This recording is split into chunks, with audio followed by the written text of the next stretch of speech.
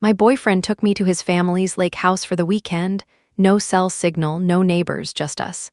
He said it was peaceful. But I kept finding things: a smudged lipstick in the medicine cabinet, a hidden photo in a drawer, a name scratched into the dock beside his. I asked about it once. He smiled and changed the subject. I haven't slept since. He said it would be quiet, just the two of us finally off-grid. And it sounded like heaven. I'd been working nonstop, 12-hour days, back-to-back deadlines, my phone always buzzing. When Ethan suggested a weekend at his family's lake house, I said yes before he even finished the sentence. No service, he warned with a grin. No neighbors, just trees, water, and whatever music you pack. Perfect. He drove us up in his truck, winding through back roads, windows cracked, one of those moody indie playlists playing in the background. It was dusk when we arrived, that rich, gold-pink haze falling over the water like a curtain. The house was stunning. Not a cabin. A house. 2 stories, floor-to-ceiling windows, a fireplace already laid with firewood, and shelves lined with books and knickknacks that made it feel more lived-in than vacation-y. He gave me a tour, hand on the small of my back like he was showing me off to the ghosts of his childhood. Our place, he kept saying. Can you believe this is just ours for the weekend? There were matching mugs on the kitchen counter. S and E, he said his mom had them made years ago. He cooked the first night, salmon and garlic potatoes, a bottle of wine already uncorked. He drew me a bath, brought me my favorite chocolate bar, and told me, while we were curled under a blanket on the couch, that he was falling in love with me. It was easy to believe him. Every detail felt intentional, thoughtful, romantic in a quiet, not trying too hard way. It was only the second night when things started to shift. I was in the guest bathroom looking for more toilet paper when I opened the medicine cabinet. That's when I saw it. A tube of lipstick, wrong shade, definitely not mine. A deep red, slightly smudged at the top like it had been used more than once. The kind of color I never wore, too bold, too not me. I stared at it for longer than I should have. Could have been old, could have been his sister's, could have been nothing. Except it wasn't just that. It was the way it was wedged behind the Tylenol, like someone had tried to hide it, not store it. I didn't say anything. Not then, just closed the cabinet. Went back to dinner. Let him pour me another glass of wine. Let him kiss my wrist and call me his girl. But something itched under my skin after that. Like I'd walked into a movie halfway through and no one told me I missed the first act. Later, while Ethan lit a fire and read aloud from a book he found on the shelf, something poetic, a little sad, I wandered upstairs. I wasn't snooping. Not really, just curious. The guest bedroom had a dresser, a lamp with a flickering bulb, and a nightstand with one drawer that stuck slightly when I opened it. Inside was a notebook, small, leather-bound, handwritten, soft blue ink. The first page was dated almost 2 years ago. Something about kayaking, a recipe, a line from a poem. I flipped forward. Pages of neat, looping cursive, descriptions of the lake, of the light in the mornings, of him. At first, I thought it was old, some long-forgotten summer diary left behind by a cousin or family friend. Until I got to the middle. The date at the top said, 3 months ago. I stared at the name signed underneath the entry. Lena. My stomach dropped, because the entries changed after that. She still wrote about the lake, about the quiet. But there was something else there now, a shadow behind the words. He says I think too much, she wrote in one. Sometimes I catch him staring at me in the middle of the night. The woods are so quiet here, too quiet. It makes the silence louder. I think I'm in love. I also think I should be scared. I kept reading, and each sentence felt like a slow echo of the weekend I thought was mine. She wrote about reading on the dock, picking berries. The wine he brought, she even mentioned the mugs. S and E, except her name was Lena, not Sophie. She signed her name at the end of every page like she was trying to prove she still existed, that she hadn't disappeared into him completely. By the time I closed the notebook, my hands were shaking, because suddenly this didn't feel like our place anymore. It felt like a stage. And I didn't know how many times the show had already been performed. It was in the nightstand. Handwritten, soft blue ink, Lena. Her name stared up at me like it belonged there, like I was the one intruding. I don't know how long I sat on the edge of the bed, flipping through the journal. but it didn't feel like snooping anymore. It felt like reading a warning that no one had mailed. Her first few entries were light, almost sweet. She wrote about kayaking in the mornings, her arms aching in a good way, about the hummingbirds near the dock and how peaceful it all felt. She described Ethan like he was poetry. He watches the water like he's waiting for it to speak. She sounded enchanted, softened, just like I had, then the tone shifted. The entries got shorter, less fluid. She mentioned how the isolation made her feel fuzzy, untethered. How her phone wouldn't load anything past the main menu. How Ethan said it was better that way, that the world was too loud, too fast. At first, she agreed. Then she didn't. Sometimes, I feel alone even when he's right next to me. He gets quiet when I ask too many questions. I'm trying to be who he wants me to be, but I don't know who that is anymore. That line hit like a punch, because I remembered, just the day before, Ethan had said something similar to me. When I asked if the lake house ever got boring, he'd said, "Not if you know how to enjoy the quiet." I thought he meant it as a compliment. Now I wasn't so sure. I flipped further. Lena wrote about dreams, strange ones, about walking into the woods and not remembering how to get back, about waking up with the covers tucked too tightly around her, about how sometimes she didn't recognize her own handwriting when she reread the journal. There was a photo taped to one page, a Polaroid, blurry but unmistakable, her sitting on the dock, hair tied up. That same red lipstick from the medicine cabinet, thick, too dark, smiling like she was trying to mean it. Ethan's arm was around her. And in the background, the woods stood tall and quiet like they were listening. Lena's last entry was dated 8 weeks ago. It was just one line. "The woods are louder at night." That's it, no sign-off, no signature. Just that one quiet, final thought. I stared at the page until the words blurred. Then I closed the journal. Slowly, delicately, like I was sealing a casket. When I went back downstairs, Ethan was poking at the fire. The flames flickered across his face like he'd been born in this place, carved from the pinewood walls, stitched together by silence. He looked up and smiled. "Hey, you okay?" I nodded. I didn't trust my voice. Because the house felt different now. Not warm, not peaceful. It felt staged. Like everything here, the mugs, the bath, the wine, had all been done before. And I wasn't the first, just the latest. I asked him about Lena. I kept my voice calm, casual, like I'd seen her name scribbled in a guest book, not inked in fear across a dozen pages. His reaction was too fast, a blink, a smile. That kind of overcompensating grin you wear when you've rehearsed your answer too many times. "Oh, she was just someone I dated for a bit," he said, turning back to the stove. "Didn't end well." That was all, didn't end well. Like she was a job that didn't pan out. A playlist he got bored of. I leaned on the counter. "What happened?" He shrugged, tossing chopped onions into a pan like we weren't talking about someone who'd filled an entire journal with his name.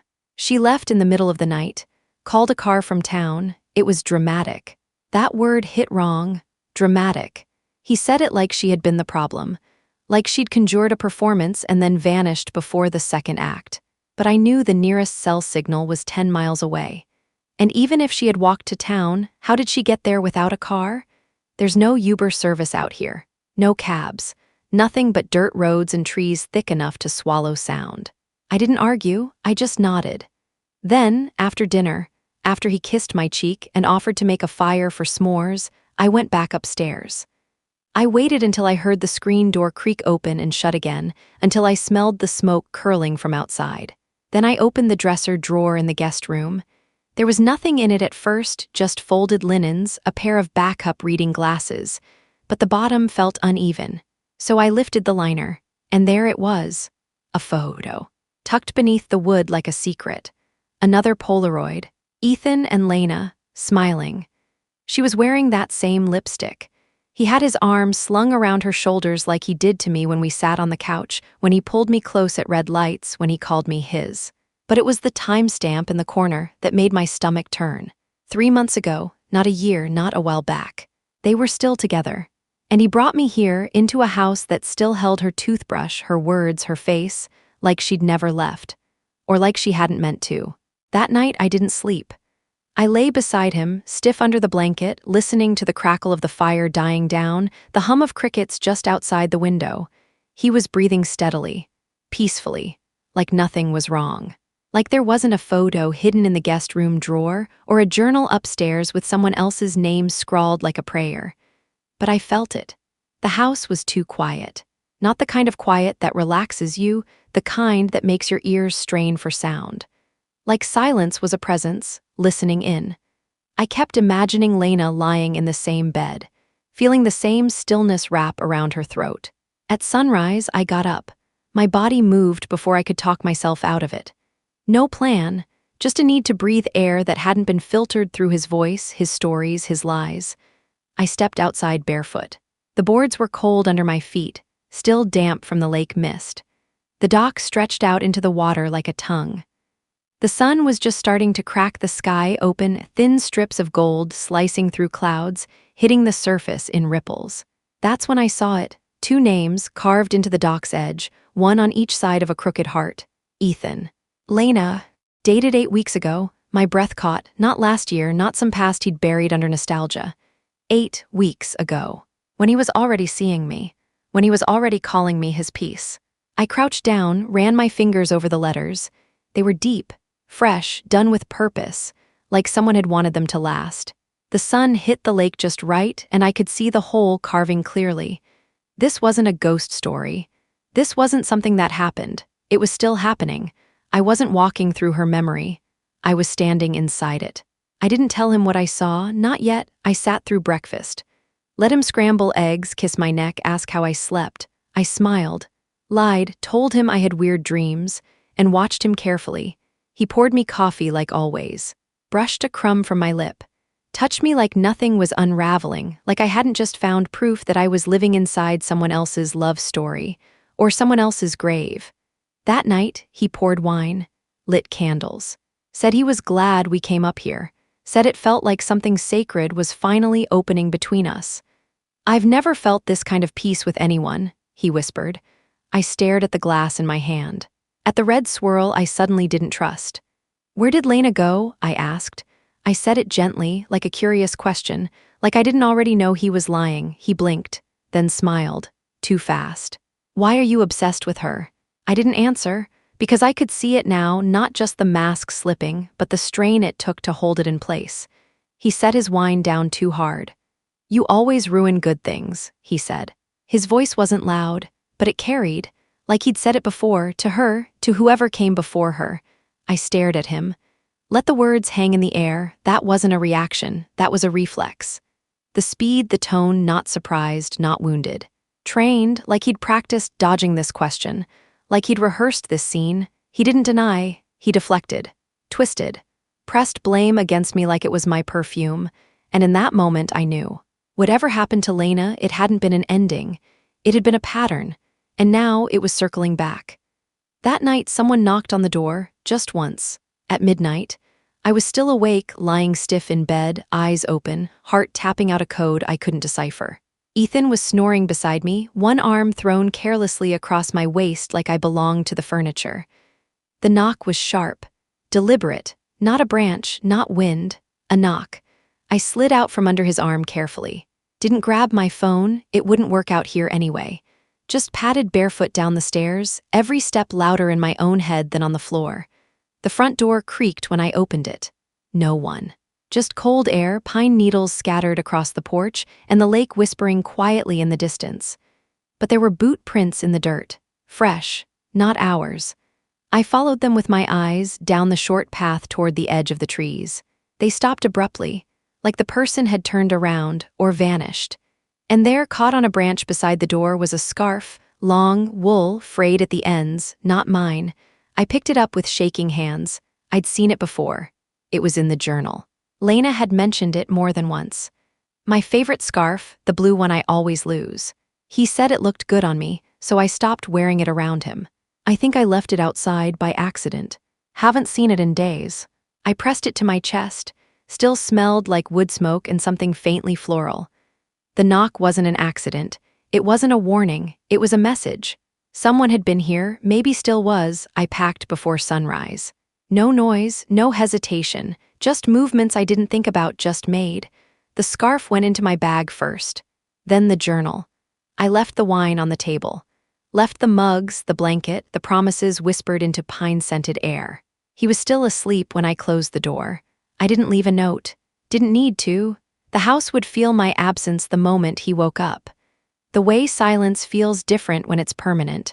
I drove without looking back. Dirt road kicking dust behind me, like water disappearing in the rearview like a secret. I didn't stop until I saw a gas station, small, cracked pavement, but a signal bar blinked to life in the corner of my phone. I sat in the car, heart thudding, waiting for it to hold steady. One bar, then two. I called my best friend Dana. It rang twice. She answered fast. "Hey, you okay?" My voice cracked. "I need you to listen. Don't freak out." I told her everything. The lipstick, the journal, the photo, the doc, the knock. She went quiet halfway through, then said, "Call the sheriff." So I did. The local number rang 6 times before a woman answered, warm but wary. "County dispatcher, what's the nature of your call?" I told her I'd just left a lake house, that I found a journal, a scarf, that the woman who wrote it had vanished. Then I said her name. Lena. There was a pause, long enough for my throat to close. Then, someone else already asked about her last month. I went cold, because someone had already been looking, and I had just stepped into the middle of something that wasn't over. I told them everything. Every detail, every page, every line of Lena's handwriting I could still hear in my head. They asked me to come in. I did. The station was small, 1 story, too many deer heads on the wall, a coffee pot that looked older than I was. A deputy led me to a room with laminated floor tiles and a squeaky chair. He looked tired. Not unfriendly, just weathered. Like someone who'd heard too many stories that ended too late. He took my statement while someone else read through the journal. They took photos of the scarf, made copies of the Polaroid, logged the timestamp. When I asked if they'd searched the lake house, the deputy nodded. "We tried." "Tried? But nothing turned up," I asked. He looked at me then, really looked, and said quietly, "Sometimes the woods don't give back what they take." It was the way he said it that chilled me. Not poetic, not evasive, just true. He said the house had come up in a missing persons report once before, unofficial, secondhand. Someone called in a concern, said a woman had gone up there with a man and hadn't been seen since. But Ethan said she was fine.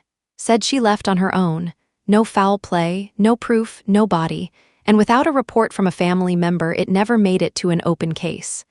"She was scared," I whispered. "She said it in the journal." The deputy nodded again. Like he believed me, like he'd heard fear before and recognized the shape of it. I looked at the pages spread out in front of him, and realized I wasn't the first woman to sit in this room with Ethan's name on her tongue. But maybe I could be the one who didn't disappear. They opened a case. Quietly, no sirens, no headlines, just questions in folders and voices lowered over phones. Ethan hasn't called me, not once, but I got an email. No greeting, just a subject line, Lena. The sender's name was Riley M. She said she found me through a community thread. One Dana posted asking if anyone had heard about a missing woman at the lake. She said she didn't want to scare me, but she thought I needed to know. She dated Ethan too, over a year ago, and barely got out, her words. I still don't know how I left when I did. It's like one day I looked around and didn't recognize myself anymore. She said he was charming, intense, said he had a way of turning silence into something sacred and then using it like a wall. The part that made my hands go numb, she said Lena sent her pages, journal entries, small ones, scanned, sent from a coffee shop in town, just in case something happens. She didn't know what Lena meant. She never got a reply when she wrote back. But the pages I found, almost identical, same handwriting, same ink, same phrasing. Riley said she'd been waiting for years for someone else to say the name out loud. Because every time she did, people just smiled and said, "Oh, Ethan, he's so nice." Now she knew it wasn't just her, and I knew I wasn't alone. I gave the journal to the sheriff, not a copy, the real thing. The leather cover still smelled faintly like old smoke and lake water. They bagged it like evidence, which finally it was. No longer a mystery I carried alone in my chest. It was in the system now, documented, counted, real. They reopened Lena's file. Not a case file, not yet, but an investigation. The word missing is tricky when the person who made them disappear is the same one insisting they left. Riley and I talked for 3 hours that night. Not about him, about us, how we got there, how we stayed longer than we should have, how no one teaches you how to recognize fear when it's wearing someone else's tenderness. We laughed once, cried once, sat in silence more than we spoke. Next month, we're meeting in person, not to cry, to write, to take the pieces we were almost erased into and name them. Not just what almost happened, but what did, because the silence doesn't protect anyone, but the truth. Sometimes it reaches back, and sometimes someone answers. They found something by the dock, not a body, not yet, but fabric, buried deep under the mud, snagged between roots and rot. A scarf. Blue, frayed at the ends. The same one from Lena's journal. The same one left on my porch the night someone knocked. Still intact. Still carrying her initials, LG, stitched in the corner in soft, faded thread. And on the fabric. The same date carved into the dock. The one inside the heart, 8 weeks ago. They tested it. Cataloged it, said it would take time, but it was enough. Enough for them to knock on his door, enough to put him in cuffs. Ethan's been arrested. No charges yet, pending further investigation. But they have questions now. And now they have me, they have Riley. They have Lena's words, her scarf, her story. They have our stories. The silence is no longer protecting him. It's breaking apart in sharp, bright pieces. And I'm not standing in his house anymore. I'm standing in his trail and pointing straight ahead. I still hear that knock sometimes, not in nightmares, not in fear, in warning. Like Lena was telling me, not whispering, not screaming, just tapping. Run, now, while your name is still yours, while your story still belongs to you, while your feet still leave a trail. That knock didn't wake me, it saved me. Because it wasn't a threat. It was a message, passed hand to hand through silence and smoke and soft blue ink. It was the sound of someone who didn't get to leave, making sure I did. I left one, a trail, a voice, a name carved into more than wood. I gave the journal. I told the truth. I made space for Riley to speak. And now, I'm following that trail home, not to him, to me, to the version of myself that doesn't flinch at quiet. That doesn't mistake intensity for intimacy. That doesn't let red flags hide under candlelight and compliments. The knock still echoes. But now it's behind me, not chasing, guiding. Thank you for watching. Please do not forget to like, comment, share, and subscribe. I love you all.